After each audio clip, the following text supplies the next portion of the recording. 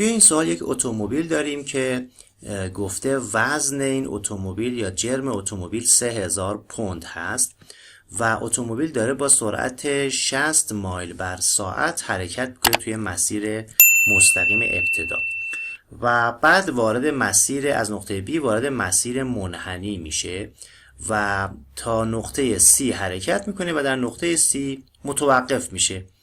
دیگه سرعتی در نقطه C نداریم، پس VC برابر هست با 0 و سرعت مسئله میگه که مقدار نیرویی که مربوط به اصطکاک هست و به تایرهای ماشین وارد میشه رو به دست بیارید توی چه نقاطی. میگه دقیقاً قبل از نقطه B یعنی انتهای مسیر مستقیم و بلافاصله بعد از نقطه B یعنی ابتدای مسیر منحنی شکل و همینطور قبل از اینکه اتومبیل بایسته در نقطه C یعنی در انتهای مسیر. توی این سه تا نقطه میگه که مقدار نیروی اصطکاکی که به چرخ‌ها وارد میشه رو به دست بیارید. خب سرعت اتومبیل رو یعنی سرعت در نقطه A رو مسئله گفته 60 مایل بر ساعت 60 مایل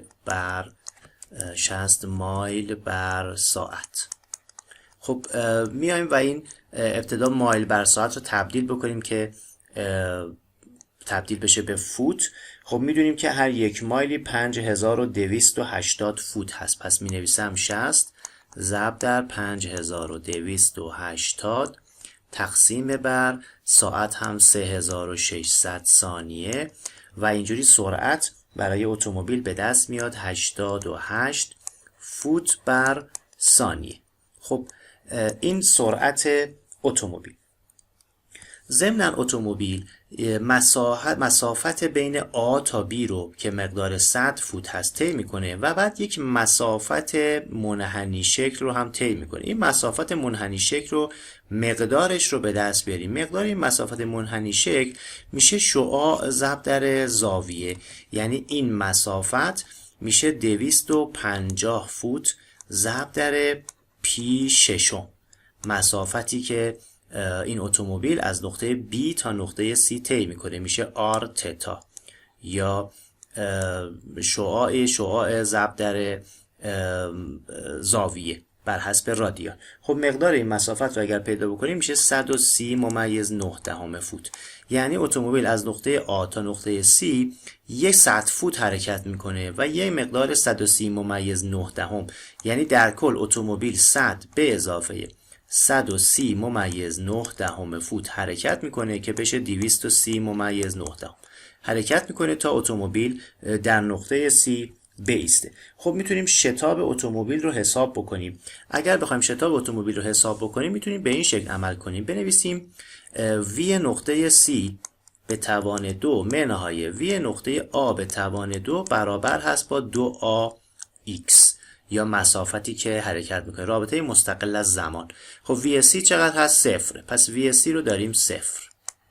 VA رو داریم چقدر؟ 88 فوت. پس من جایگذاری بکنم منهای 88 به توان 2 برابر هست با 2 ضرب در A ضرب در X. X چقدر هست؟ مسافتی که طی میکنه 230.9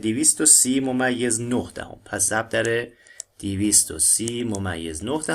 و میتونیم آ یا شتاب رو برای این اتومبیل حساب کنیم. مقدار شتاب میشه منهای 16 ممیز 77 صدم فوت بر مجذور ثانیه. این مقدار شتاب. حالا میتونیم سرعت رو تو نقطه B حساب کنیم. چرا؟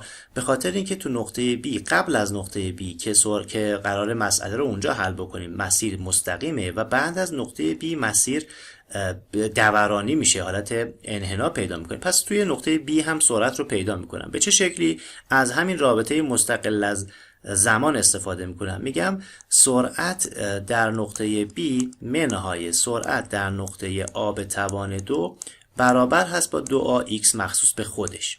خب سرعت در نقطه B رو ندارم، منهای سرعت در نقطه A رو داریم 88 برابر هست با 2A ضرب در X رو داریم 100 فوت ضرب در 100 و میتونم از این رابطه مقدار سرعت رو در نقطه B به دست بیارم. مقدار سرعت در نقطه B آ شتاب رو هم که دارم از قسمت قبل آ رو پیدا کردم. آ هست منهای 16 ممیز 77. خب مقدار سرعت در نقطه B رو اگر حساب بکنیم می شود 66 ممیز 26 صدم. 66 ممیز 26 صدم فوت بر ثانیه. خب حالا میتونیم مقادیر نیرویی رو به دست بیاریم. توی قسمت اول مسئله که میخواد نیروهای وارد بر چرخ رو دقیقاً در نقطه قبل از B به دست بیاره. خب در نقطه قبل از B ماشین داره رو به جلو حرکت میکنه، نیروهای اصطکاک رو به عقب هست و مسیر حرکت ماشین هم رو به جلو هست. پس ما یک نیروی اصطکاک رو به در از پشت سر ماشین داریم. چجوری این مقدار رو حساب کنیم؟ خب به راحتی میتونیم بنویسیم سیگما F برابر با MA. مقدار F میشه چقدر؟ F رو داریم، فقط نیروی F داره وارد میشه.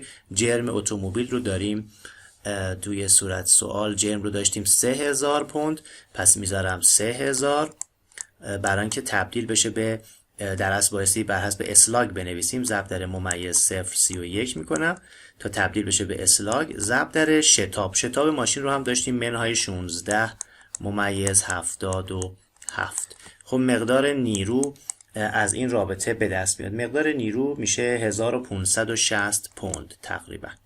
1560 پوند. این مقدار نیرو توی نقطه A هست، اما توی نقطه قبل از نقطه B هست. اما اگر بخوایم بلافاصله بعد از نقطه B رو حساب بکنیم، پس من اینجا بذارم A قسمت اول مسئله. قسمت B یک کم بعد از نقطه B هست. خب از اینجا وارد مسیر منحنی شکل میشیم، یعنی اتومبیلی که اینجا قرار داره و در نقطه B از نقطه B رد شده، ما اولا اون نیروی اصطکاک رو به عقب رو داریم، ثانیاً چون ماشین وارد یک مسیر منحنی میشه یه آی N هم اینجا خواهد داشت، یعنی آی T از این سمت، آی N هم از این سمت بالاست. پس اینجا ما یه F N هم خواهیم داشت به جز F T که از این سمت هست. ما اینجا F N رو هم خواهیم داشت. خب اگر رابطه سیگما F T برابر با M آی T رو بنویسم، خب از همین رابطه به دست میاد، یعنی همین اطلاعات هست. F برابر میشه F T در است برابر میشه با 3000 ضرب در 31 صدم 31 هزارم ضرب در شتاب که هست منهای 16 ممیز 77 و عدد 1560 پوند برای FT رو به عقب رو به پشت سر ماشین به دست بیاد. اما یه FN هم داره. سیگما FN برابر هست با M آی N. خب از این رابطه میتونم اینجوری بنویسم FN برابر هست با جرم یعنی 3000 ضرب در 31 هزارم ضرب در به جای آی N میذارم V2 آروم V2 آروم. پس اینجا ما یک V2 آروم میخواهیم داشت.